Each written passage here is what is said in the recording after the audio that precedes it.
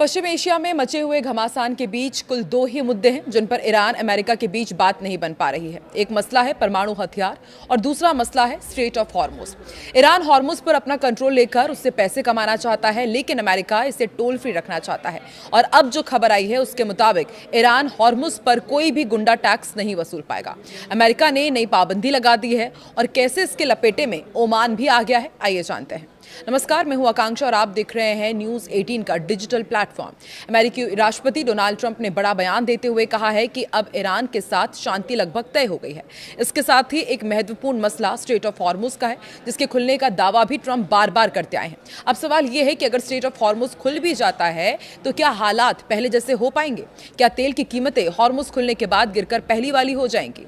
इन सब सवालों का जवाब यह है कि मार्केट अब इन बयानों पर भरोसा करने को तैयार ही नहीं है। पिछले 3 महीनों में कई बार ट्रंप ने शांति की घोषणा की, लेकिन हर बार उम्मीद टूट गई। ऐसे में अब इन्वेस्टर्स उन बातों पर भरोसा नहीं कर रहे हैं जो ट्रंप कहते हैं।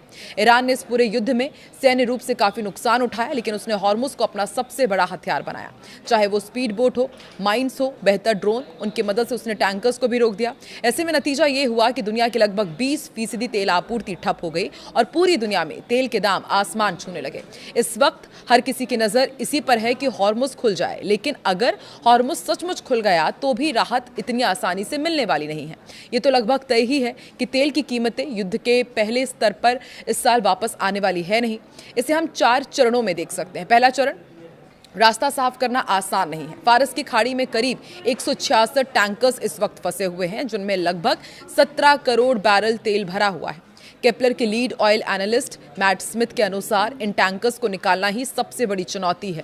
टैंकर बहुत धीरे चलते हैं, लगभग साइकिल की रफ्तार से, और खाली टैंकर्स को अंदर भेजकर तेल लोड करने और बाहर निकालने में काफी समय लग जाता है।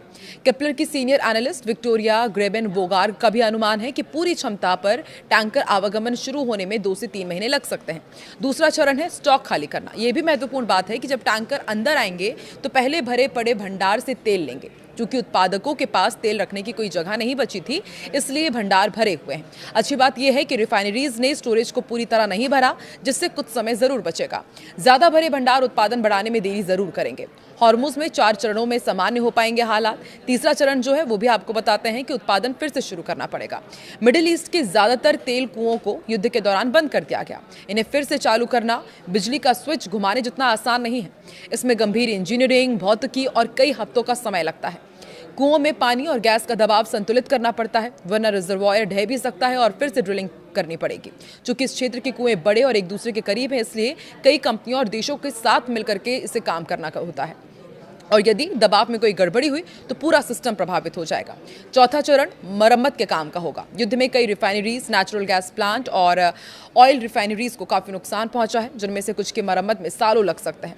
आंकड़े देखे जाए तो कुल मिलाकर मिडिल ईस्ट में करीब 1.25 करोड़ बैरल कच्चा तेल और 30 लाख बैरल रिफाइंड तेल का उत्पादन बंद पड़ा हुआ है। सऊदी अरब और इराक में से दोबारा चालू करना आसान काम नहीं है। ट्रंप के शांति के दावों पर कितना यकीन करें, यह भी बहुत बड़ा सवाल है, क्योंकि ट्रंप कई बार शांति और डील के दावे कर चुके हैं। सिर्फ मई के महीने में ही डील को लेकर फेक दावे खूब हुए। 18 अप्रैल को ईरान ने हॉर्मुज खोलने पर सहमति जताई थी, लेकिन कुछ ही घंटों बाद उसने अमेरिका इजराइल पर समझौता तोड़ने का आरोप लगाकर फिर गोलीबारी शुरू कर दी। इसके बाद देखा गया कि ईरान वाकई हॉर्मुज का नियंत्रण छोड़ने को तैयार है या नहीं। तो क्या ईरान जहाजों से टोल वसूलना बंद कर देगा? सवाल ये भी बड़ा है, क्योंकि अमेरिका ईरान तेल पर ब्लॉकेड कब हटाएगा? बीमा कंपनियों ने समुद्री बीमा के दाम हजारों % बढ़ा दिए हैं। जहाज मालिक अभी भी जोखिम लेने को तैयार नहीं दिख रहे हैं, और ईरान ने पहले ही साफ कर दिया है कि वो जहाजों की संख्या युद्ध से पहले जितनी थी उतनी तो कर देगा, लेकिन फ्री शिपिंग जैसी पुरानी स्थिति अब नहीं लौटेगी।